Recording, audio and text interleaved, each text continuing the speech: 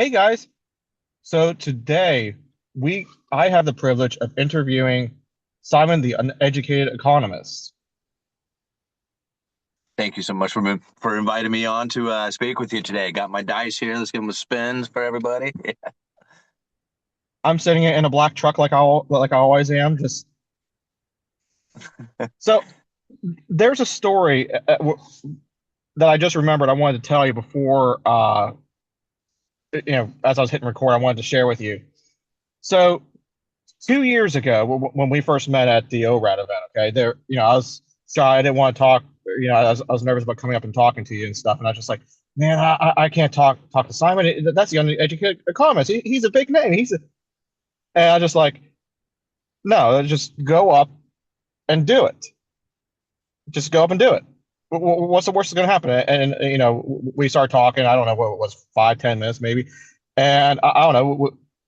And we kind of hit it off. We talk off and on at this point. This year, a similar thing came up, and like I was walking in behind these two guys. I don't know who they were, and they're like, he's sitting right there. He's sitting right there. I don't know who they're talking about. We're leaving general admission going into the building on the backside. I'm telling you, he's just sitting right there. He's sitting right there. And I'm just like, and I was like, it's like I can't go up and talk to him. I'm too nervous. I was like, who do you guys want to see? And then he turned around and like, oh my gosh, it's Jack. It's Jack. I was like, oh shit, I didn't know I was big shit. Like, holy cow.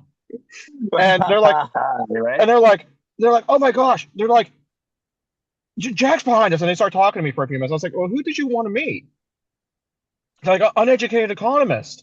Simon? And they're like, yeah, he's sitting right there. I was like, I know Simon. He's chill. Just go up and introduce yourself to him. I was like, his wife's name is I don't know if you I'm not gonna say, I'm not sure if you want it out or not. No, it's But cool. It's I was Sarah. like, It's cool. Yeah. yeah, I was like, his wife's name's Sarah. And I was like, just go up and introduce yourself. Like it's real easy. I just did this last year. They're like, no, man, we're too nervous. Can't you just do it? I was like, no, because I was in your shoes last year. I'm gonna go upstairs and watch you guys introduce yourselves. And I went upstairs, and they went up, and you're all taking pictures and stuff. I was like, see, nailed it. Yeah.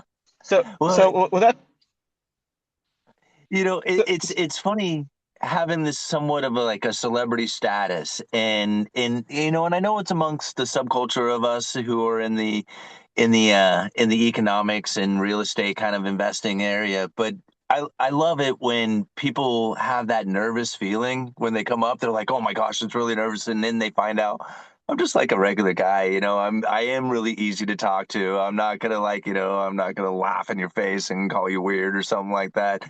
I mean, I feel like that's me. I'm the weird one. And so when people come up and introduce themselves to me, I actually really appreciate it because, I think it's just like I'm just a normal guy, and for somebody to want to actually meet me, it's just like, wow, that's really cool, man. I feel honored by that. So I love it when it happens.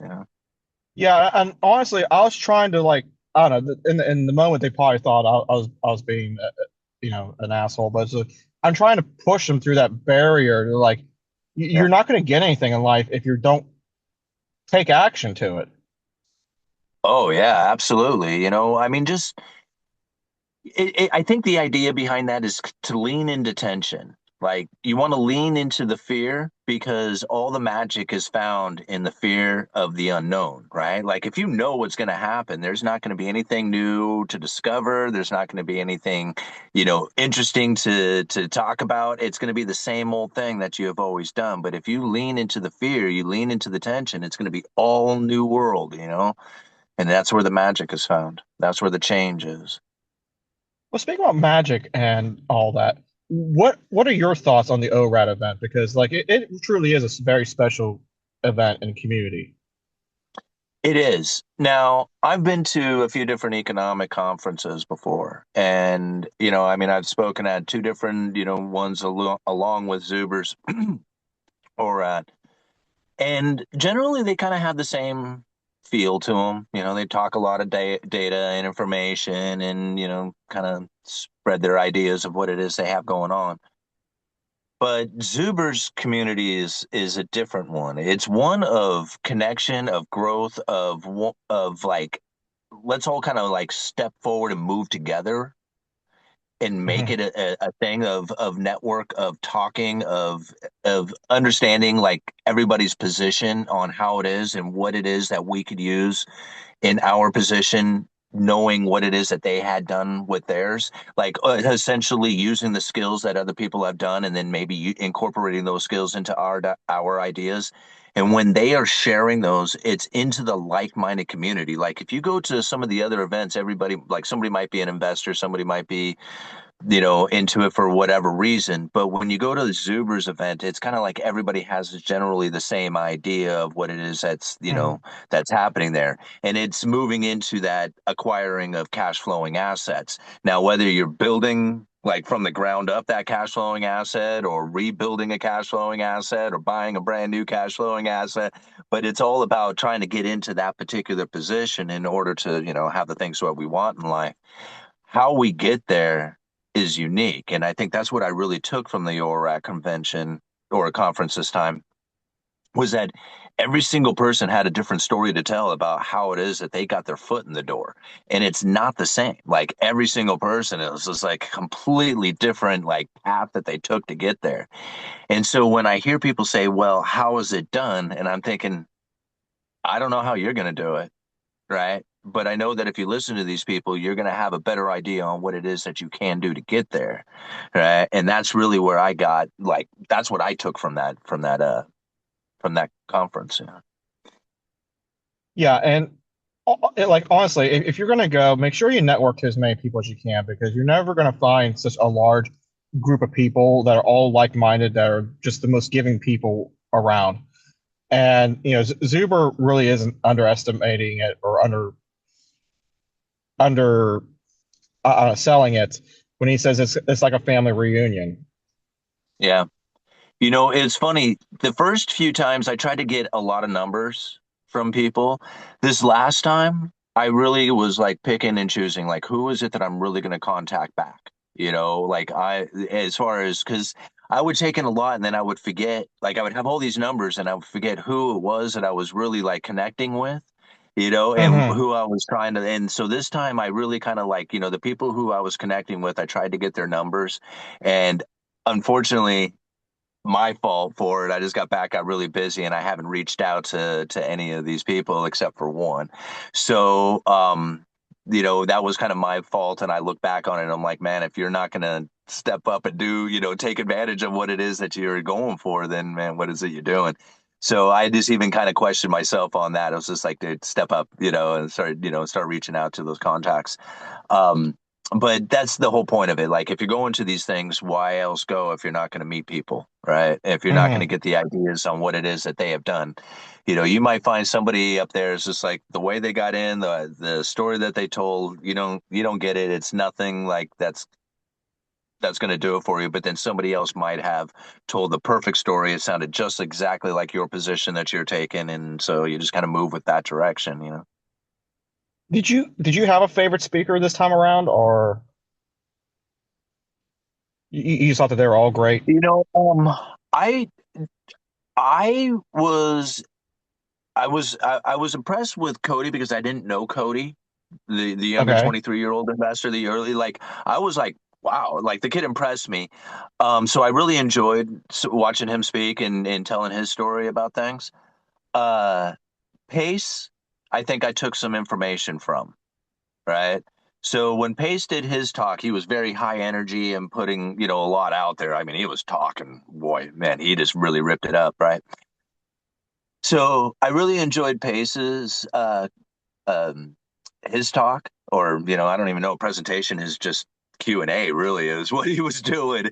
But it was really good, and I actually took quite a bit of what he said with me. Especially that of like communicating with other people, especially when you're trying to talk about something that is very difficult to understand.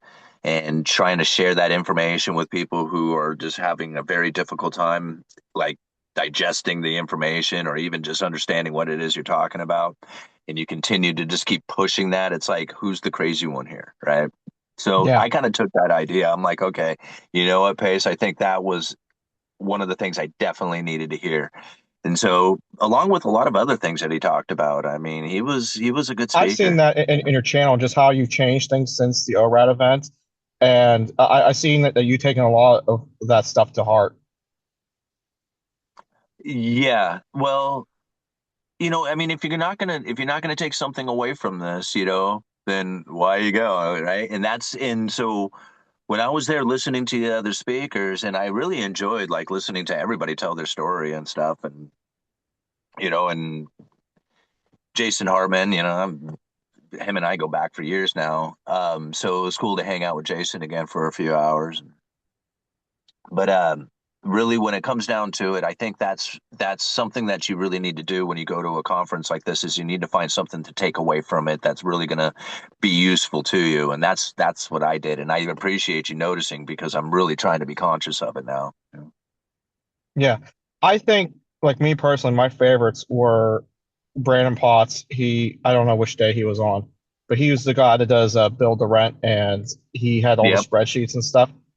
And I like Jason Hartman, but honestly, and I'm not saying this because you're sitting right here in front of me, but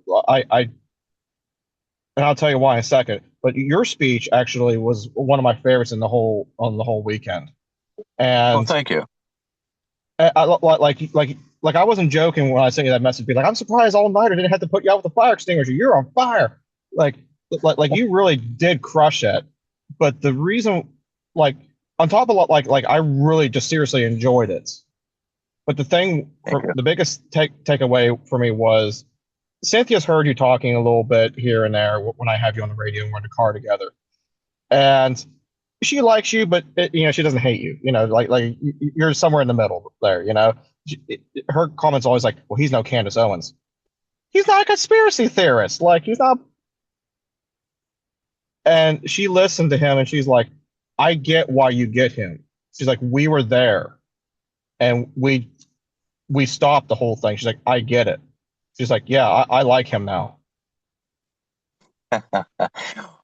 Thank you, Cynthia. I appreciate you listening and hearing my story. And I know when you get down into it and you really tell the truth and you tell some stuff that may even be a bit embarrassing, and you let that out, you're gonna grab some people. You're gonna get people's attention because they know that they have felt something similar to it or may have related to something that you had just said. And I learned a lot over these years about what it is that I can share and not share. Like there's some stuff that is just so personal, I just won't bring it out on YouTube. But there's some stuff that I know that it's going to reach out there and it's going to touch people, and they're going to feel it. And so when I share the struggles and I know that other people have shared those struggles and they overcome those struggles and people feel the momentum of what it is that comes from that, this is really where I think like, getting out there and telling something from the heart is really how it goes down. What do you got there? Oh, Cynthia's goofing around outside the window. Oh, I see. But um, And so that's kind of how like, so when I got up there to do that speak, I mean, I would listen to all the speakers tell their story and I had like this idea of like I had all this data and all this other stuff I was going to talk about and I just set the tablet down and I grabbed that microphone, I took a deep breath, said I was the uneducated economist, and just started using words, and just told it from the heart. I just said the story on how it went down. I love the fact that I don't know who it was. I'm assuming it was All Nighter. Got all those necklace things and like chucked your dice off the balcony thing. I thought that was pretty hilarious. Yeah. All Nighter is so rad, man. You wouldn't believe how I kind of met All Nighter. Let me tell you that story. So, All Nighter Fish is Alaska, right? Yeah, yeah. And I'm from an area that has a lot of fishermen in it. Like Astoria is huge commercial fishing town.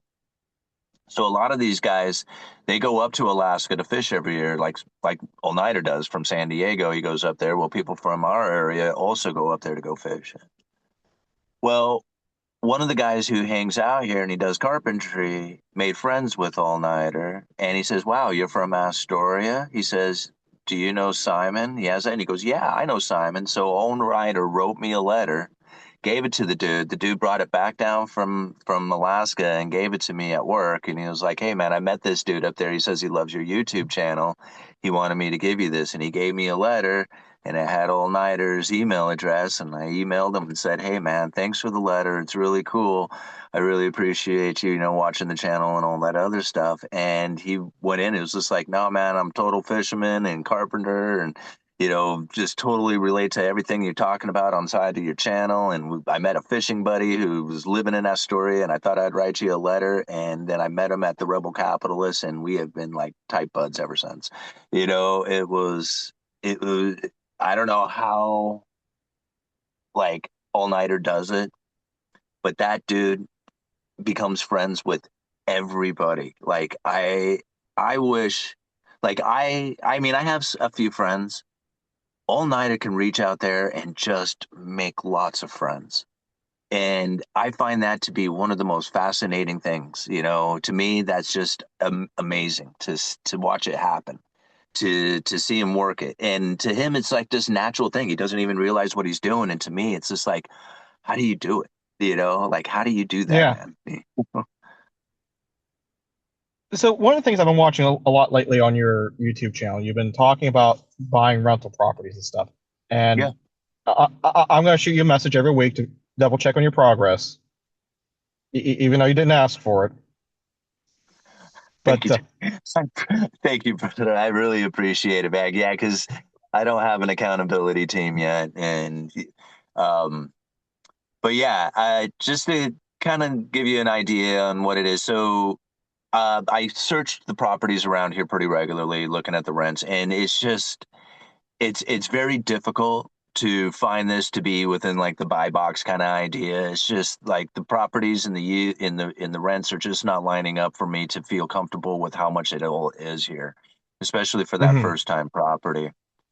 And then looking at properties that need to be fixed up, it's just incredible. Like I even like this wonderful duplex that I was looking, I'm like, man, that would be an awesome property to buy and get it all back up and new again, repaired up for rental. But golly, like again, it's just like, the property's $380,000, and I'm like, man, that is just a bit too ambitious for my first property. And so I started kind of like leaning away from that and looking more to the idea of build to rent, right? Just you know, like we were looking at there at the conference.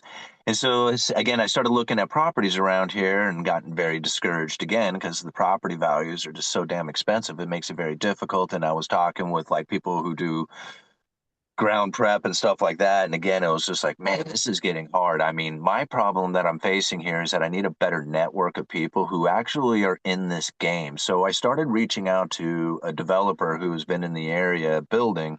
And I said, hey, man, let's set up a time because I want to talk some meeting and talk about what it is that we have available to us in our area that gives me at least some sort of foot in the door, whether it's partnering up with other people. And, when you start moving into that, guess what happens?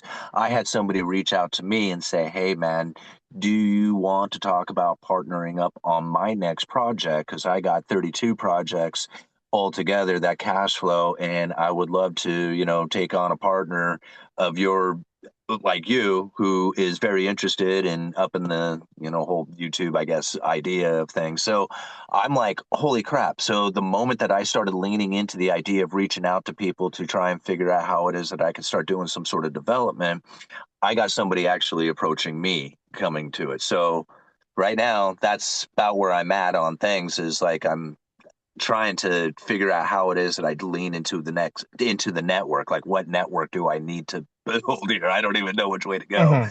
So luckily I got two different options now that are starting to take place and whether they fizzle out or grow into something, that's my next direction that I'm kind of headed to is finding somebody else who's in the game. Okay, cool. The other thing I wanted to ask you about, so you dollar cost average, correct? And the Yeah. stocks, right? Yep. And you do Bitcoin. Yeah. Okay. And are you still thinking about doing more or less what you're talking about from what I'm gathering? I could be wrong on your channel. You're talking about doing was it calls and puts, right? Covered calls And and puts, yeah. yeah, cover calls and all that. Um, do you think that you're mentally taking yourself too thin and you should focus on one new strategy, or are you just trying to fill everything out and what all your options are? I think that's probably more the idea of it is just like, see really where the options are and what it is that is available out there. I asked like a lot of people about the covered calls and puts options things, right? And it was funny because there was actually somebody at the Zuber conference a couple of years ago who said that that's what they were doing and that I would be really good at it. And I had no idea what the hell they were talking about. Right. And he Hmm. was like, dude, it's a lot easier than you might think, is what he told me. And then again, like, I still like, if you don't even know what the next question to ask is, then, you just kind of whatever. And so as I was just, I don't even know how I even found that wheel strategy idea. It popped up somewhere in my research. And so when I started looking at that, I'm like, wow, if somebody was to really do this right, like you can literally just kind of generate money doing that. And it's not like it's limiting you to the point that you don't have your money. Like you can either do it with the money or you can do it with the stock. And then essentially you can sell it off and just get your money back out of the stock. The only worry is that the whole thing just completely collapses, like whatever stock position you happen to be in. So for me, like the covered calls, covered puts, that's more of like just kind of like another revenue stream that it could be possible, Okay. but it does tie up your money, right? Like I'm not looking at that to be like, oh man, that's the ticket right there. That's going to be the winner. The only winner is a cash flowing asset, right? Now, Yeah. a lot of people might look at that and just only hear rental properties, which is generally probably what most people are going to be doing. But it really can be anything, right? It can be dividend paying stocks. It can be a business out there. It can be anything that really generates that cash flow to you. Because if you think about it, like a rental property is like a business, right? Many people look at it, their business, and they're in the business of providing a place for somebody to live, and then they get paid for that. Now, that particular business happens to be very unique with a lot of really unique strategies and tax advantages and all kinds of awesomeness that goes with it, but it's the energy of having that thing paying you, right? Paying you regularly. How you leverage it up really, again, is unique to real estate, and you can't really do it in the same way that you can in like, you can do it with like margin and all this other stuff within stocks, but you're never going to quite leverage it up in the same way like you can using mortgages to get a very low interest rate to buy an asset that cash flows like you can houses and, apartment buildings or whatever.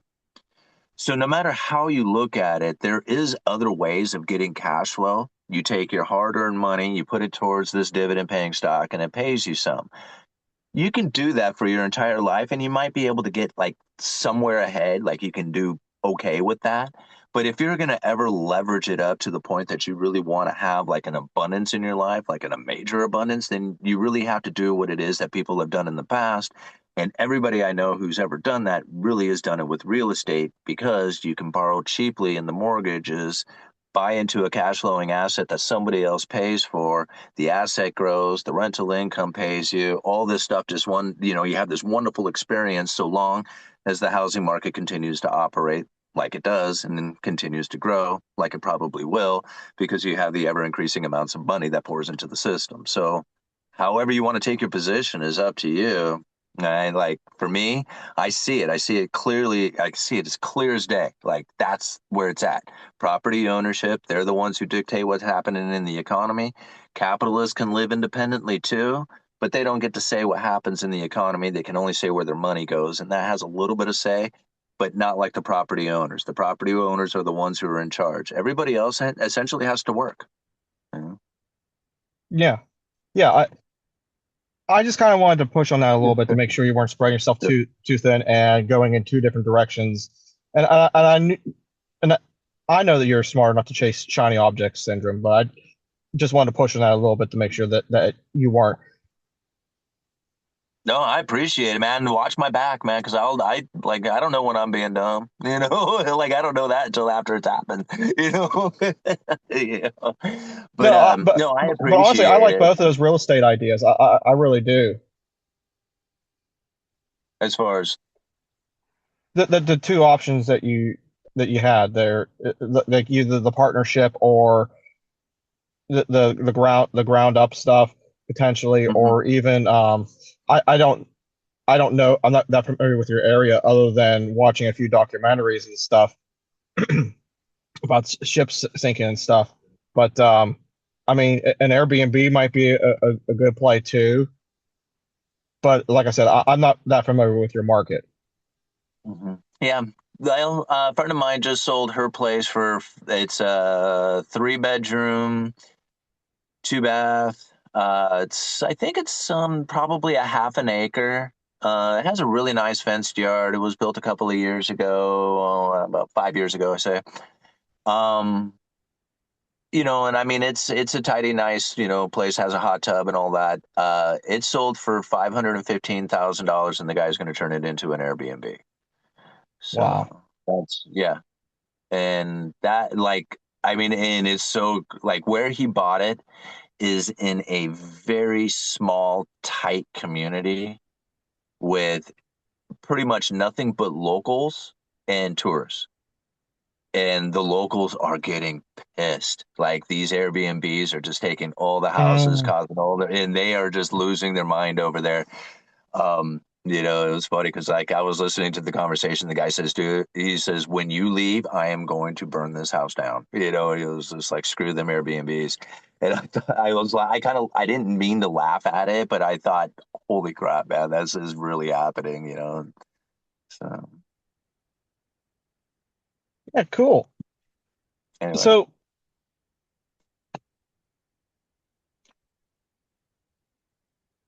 I don't know. I was kind of making sure we got it through everything before your phone died.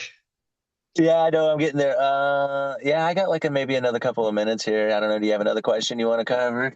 I mean, I appreciate you, man, calling me out on the real estate thing, making sure that I'm in line and not like just like I said, having delusional thoughts or something of that nature. I'm very like I feel very good about my position. I've like I keep stacking up liquidable assets. I can borrow against some of them. I can cash out a lot of them. I'm in a position in which that I can access, a lot of debt. I mean, as far as I have killer credit and I have, a decent income to a debt ratio, like I don't have any debt, and so I'm in a really Plus good two, like, position to take full advantage. plus two, like, I know a lot of people leave comments on your channel saying, "Dude, you don't get it. Tenants, termites, and toilets." And I'm thinking myself, I'm like, where you're at and stuff, and like, you probably hear some of the worst of the worst. Like, that thought never really crossed my mind because like you get understand that part of it, and for you, you have people, you have I'm not sure how many investors you have in your phone, probably at least a dozen you can call up, maybe two, 3 dozen people, other landlords, across the nation. You'd be like, dude, I'm running in this situation. Okay, this is what I would do. Mhm. Yeah. Oh no. I mean, I have a contact list of people. Like, I am not like I'm not necessarily in a position in which that I don't know what to do. What I am in a position in is that I do not like the idea of trying to buy a property that's not near me, and that's what kind of Hmm. scares me. So like it's my own fear that I have to get over, and this is where the partnership part is really going to help me overcome that because with a partner then I'm going to I have so much anxiety about like where the fuck this house is. And so Yeah. if I have and that's really I think that's really what it's come down to me is that I've never I've never like had to deal with property like that. Like for other people it's just like it's almost second nature to them. It's like it's real easy for them to just fall into this idea of it. For me, like having property not near me seems very dangerous. Like that seems very like what happens to the house? Like I got to call in for work. I got all this other stuff going on. And to me like that excuse is really just the excuse, and so if I can eliminate that excuse then boom, man, now I can think about other things. So for me, I'm gonna get like I just got to find a partner to do something with. And so if I can find, like I said, the developer gets if he gives me some good insights, some good leads, and puts me on the right path, that'll be cool.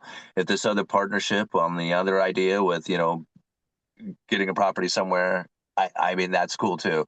I'm not going to close any doors, that's for sure, and if I can get more options in, then I'm going to look at those options as well. So I don't know. Maybe I do scatter. Maybe I am too scatterbrained on a lot of stuff, but I don't know. I guess I think you're filling out see what's what you want. happening. Like you're not jumping to conclusions or anything. No, yeah. Yeah, And like I said, the entire time, like, for me, you got to think like, just a few years ago, I mean, 10 years ago, I had absolutely nothing, like nothing. And I was $20,000 in debt and a broken car, right? Like, I mean, I had absolutely nothing. And then I started sharing a lot of information on YouTube and got YouTube ad revenue to start kicking in. And I know a lot of people say, yeah, we can't all do YouTube. But I think to myself, I put out a lot of work and time and energy to not only do the research and study, putting the videos out there, doing the videos and doing all that other stuff that I could have had a part-time job or a second job, yeah, right? Like I could have done one of the two things. And I could have essentially done the exact same thing with the second job because I worked the YouTube channel like it was a second job. And I don't think a lot of people take that into consideration that I go and pursue money in so many different ways.